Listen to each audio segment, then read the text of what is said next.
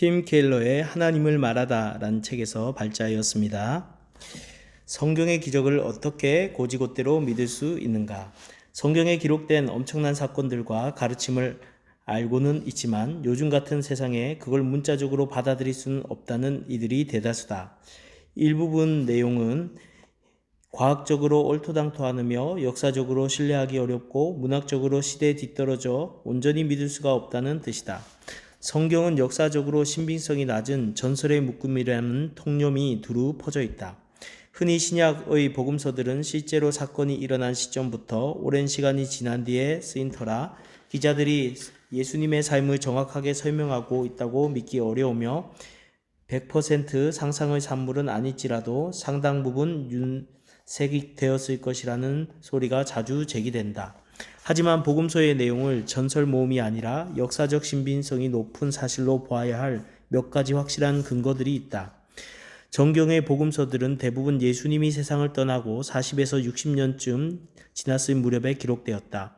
그런데 예수 사후 15에서 25년경에 기록된 바울서신들 역시 기적들과 가르침, 십자가와 부활을 포함해 그리스도가 살아 움직이 당시에 일어났던 온갖 사건들을 신약 성경의 줄거리 그대로 보여준다. 예수님이 지상에서 사역할 때 함께 있었던 숱한 이들이 그분의 생애에 대해 성경이 설명하는 내용들을 고스란히 간직하고 또 널리 유포했음을 보여주는 대목이다. 복음서를 쓴 누가는 여전히 생존해 있는 수많은 증인들에게서 예수님의 삶에 대한 이야기들을 들었노라고 했다. 리처드 보컴은 예수와 목격자들이라는 획기적인 책에서 복음서가 쓰인 시점까지도 예수님의 가르침과 행적을 두 눈 앞에서 지켜본 증인들이 생존해 있었음을 보여주는 무수한 역사적인 증거들을 제시한다.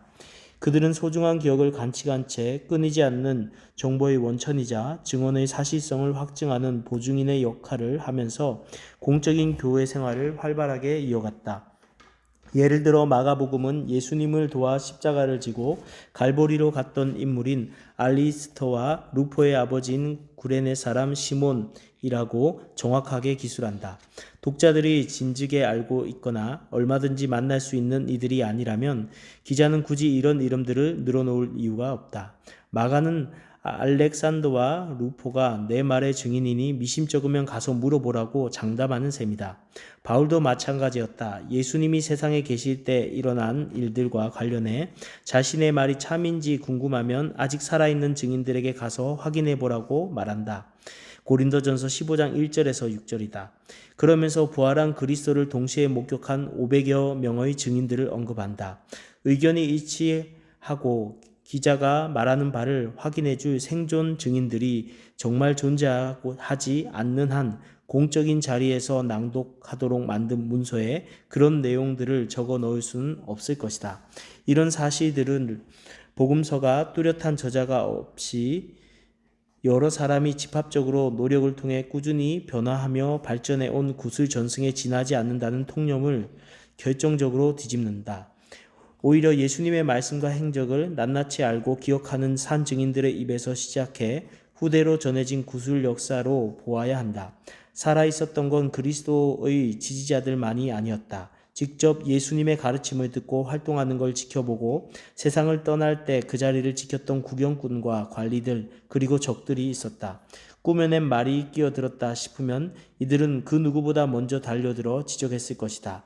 다른 사람들의 상상을 자극하고 마음을 사로잡기 위해 어떤 사건을 완전히 날조하거나 거짓으로 꾸며 설명하는 경우라면 목격자들이 오랜 시간을 두고 죄다 세상을 떠나야 한다.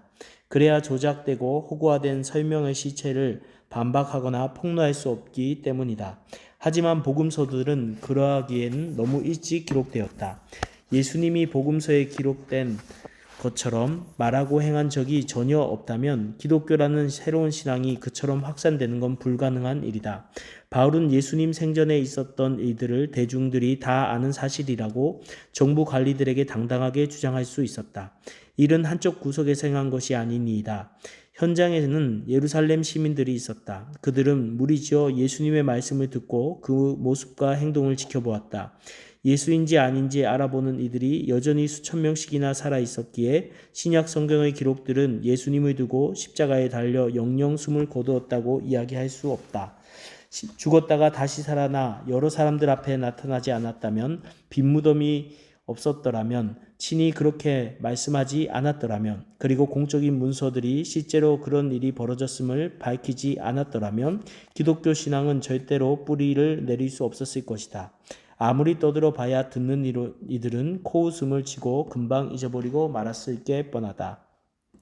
정경의 네 복음서들은 이른바 영지주의의 복음서들이 나오기 훨씬 전에 기록되었다. 이들 가운데 가장 잘 알려진 도마복음서는 시리아어 원본을 번역한 문서인데, 전문가들이 밝혀낸 바에 따르면 도마와 관련된 시리아의 전승들이 나온 시점은 아무리 빨리 잡아도 AD 175년을 넘어가지 않는다. 정경의 복음서들이 널리 사용되고 있었던 시절부터 무려 100여 년이나 흐른 뒤다.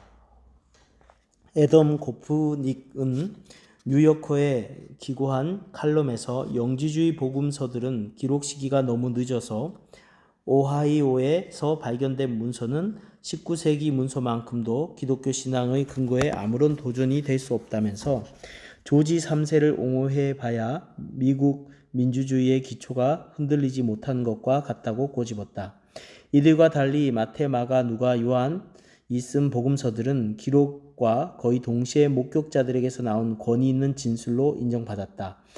그런 이유에서 리옹의 이레네우스도 AD 160년에 오직 4개의 복음서만이 존재한다고 선포했다. 콘스탄티누스 황제가 신약 정경을 정하면서 그보다 더 이른 시기에 나왔고 더 정확했음직한 영지주의 복음서들을 없애버렸다는 식의 발상이 다빈치 코드 같은 부류의 책들에서 널리 퍼졌지만 이는 하나부터 열까지 사실과 다르다. 십자가 사건이 정말 일어난 게 아니라면 기독교 운동을 이끌었던 초기 지도자들은 왜 그런 이야기를 지어낸 걸까? 그리스 문화에서든 유대 문화에서든 복음을 듣는 이들은 십자가 사건 대목에서 반사적으로 범죄자가 떠올릴 수밖에 없었다. 사실은 이러저러하다고 말해봐야 소용이 없었다. 예수님이 겟세마네 동산에서 무거운 사명에서 벗어날 수 있을지 하나님께 물었다는 이야기를 꾸며낼 까닭은 또 무엇인가?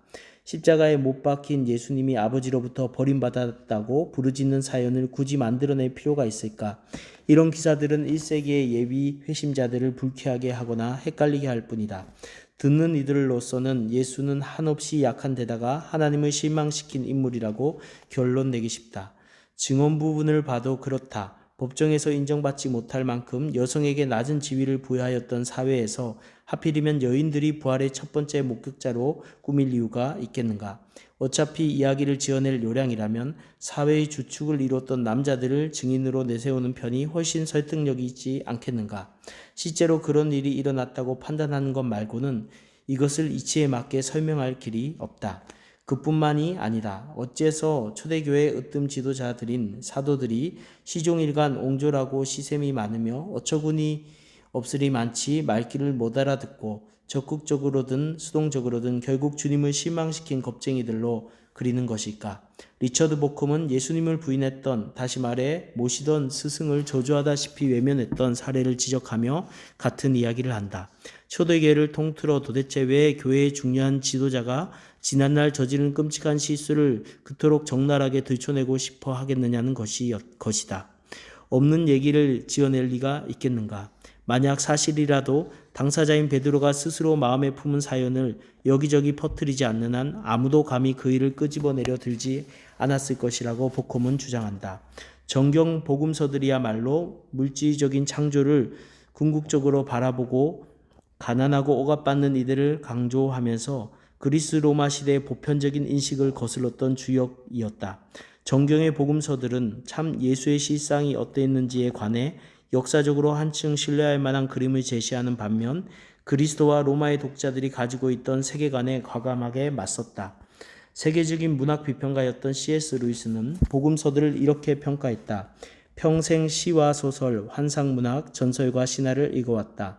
그런 글들의 면면의 속속들이 안다. 하지만 이런 건 본 적이 없다. 이 텍스트에서에 적용할 수 있는 관점은 단 둘 뿐이다. 사실 보도로 보든지, 그게 아니라면 누군지 모를 작가가 전수자도 계승자도 없는 상태에서 불현듯 시대를 앞질러 현대소설의 사실적인 서술 기법을 온전히 끌어썼다고 보든지 둘 중 하나다. 리처드 보쿰은 집단 기억의 특징에 관해 심리학자들이 내놓은 연구 결과들을 잔뜩 끌어모았다. 그리고 사건을 직접 지켜본 이들의 진술을 갖는 특징은 무엇이고 추측에 근거하여 꾸며낸 이야기 또는 역사들을 합성해 재구성한 설명과는 어떻게 다른지를 설명해 보았다.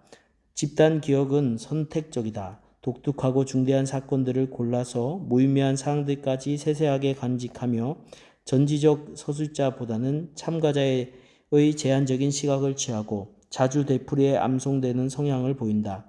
이어서 보쿰은 복음서 내러티브들에도 이런 특징들이 똑같이 나타나고 있음을 드러내 보인다. 강렬하고 중요한 사건들을 목격하고 그걸 자꾸 곱씹으면 수십 년이 지나도 기억되고 고스란히 남게 마련이다. 고대 세계에서는 제자들이 스승의 가르침을 송두리째 기억하는 게 당연한 일이었으며 예수님의 말씀은 실제로 암송에 적합한 형태로 제시된 경우가 많다는 사실을 감안하면 복음서의 내용을 신뢰할 근거는 차고 넘치는 셈이다. 성경을 바라보는 회의주의 입장의 타당성을 가지려면 그리스도가 부활하자마자 제자들이 모두 하늘나라로 갔어야 했다는 것이다. 복음서를 기록하는 과정에서 전설적인 요소들이 끼어들 수 있는 길은 그뿐이지만 실제로 그런 일은 벌어지지 않았다. 시대에 뒤떨어지고 시대에 역해가는 것처럼 보이는 성경의 가르침들을 특별히 못 견뎌 하는 분위기다. 성경은 노예 제도를 옹호하고 여성의 억압을 지지한다고 여긴다. 이는 현대인들이 보기에 말도 안 되는 주장이어서 성경이 전하는 다른 메시지들까지 받아들이지 못하는 것이다. 성경을 읽다가 그런 본문이 보이면 반사적으로 책을 덮어버리고 다시 돌아오지 않는 이들이 수두룩하다.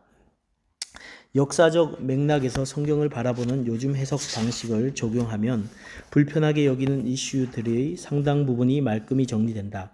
종들아 육체의 상전에게 순종하기를 그리스도께 하듯 하라는 구절도 마찬가지다.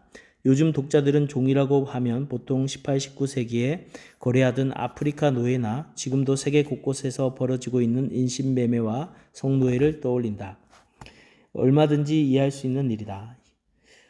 하지만 이는 원문이 기록한 이들과 독자들 그리고 현대인들 사이의 문화 및 역사적 차이를 무시하는 전형적인 사례다. 신약 성경이 기록된 1세기 로마 제국에서는 노예들과 일반 자유인들 사이에 별 차이가 없었다. 인종이나 말투, 차림새로는 전혀 구분할 수 없었다. 노예들도 사회를 이루는 다른 구성원들과 조금 더 분리되지 않고 여느 시민들처럼 그렇게 살았다. 재정적인 면에서도 자유노동자들과 같은 임금을 받았으므로 특별히 더 가난할 이유가 없었다. 뿐만 아니라 개인적으로 몸값을 치를 만큼 재물을 모을 수도 있었다. 무엇보다 중요한 것은 평생 노예로 사는 경우는 거의 없었다는 점이다. 대부분 10에서 15년 안에 아무리 늦어도 30대 후반에 이르기 전에는 당연히 해방되리라는 희망을 가질 수 있었다. 이와 달리 신세계의 노예는 훨씬 더 구조적이었고 인정사정 없이 잔혹했다. 주인이 노예의 온 인격을 소유하는 개념으로 노예는 말 그대로 재산이었다. 성폭행을 하든 팔다리를 못쓰게 하든 목숨을 빼앗든 주인 마음대로였다. 게다가 아프리카 노예 무역은 납치에서 시작되었으며 납치에 기대어 명맥을 유지했다.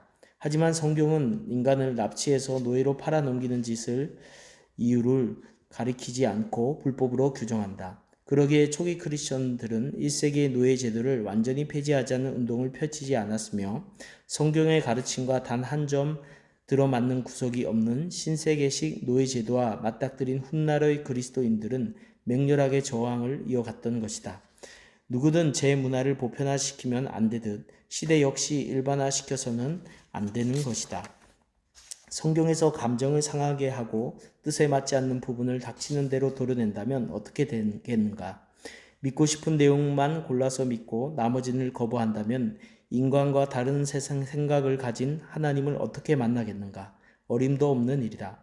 그분은 참다운 관계를 맺고 진정으로 교제할 수 있는 하나님이 아니라 본질적으로 인간이 스스로 만들어낸 하나님일 뿐이다. 인간으로서 자신이 불쾌해하는 이들을 서슴없이 이야기하고 힘겹게 씨름할 거리를 던져줄 수 있어야 비로소 상상으로 만들어낸 허상이 아니라 진정한 하나님이라고 볼 수 있는 것이다. 따라서 성경의 권위는 하나님과 인격적인 관계를 맺지 못하게 가로막는 적이 아니다. 오히려 그런 관계에 반드시 필요한 전제 조건이다.